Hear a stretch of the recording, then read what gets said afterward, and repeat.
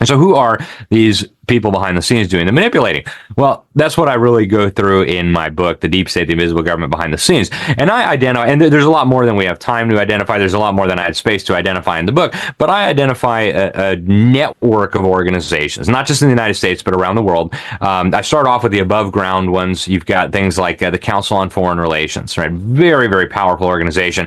When Hillary Clinton was Secretary of State, she gave them a talk, and she said they're the ones who tell her what she should be doing and how she should be thinking about the future. Joe Biden joked on stage while the cameras were rolling that the president of the Council on Foreign Relations, Richard Haas at the time, was his boss. You've got congressional leaders, you've got media leaders, you've got big business CEOs, you've got journalists, Supreme Court justices, Republican leaders, right? All part of this big club. They've got about 5,000 members at any given time. And a lot of the information that we have has come from their own documents. They publish a magazine called Foreign Affairs, which is very, very revealing if you read it. There was also a whistleblower who came out of there.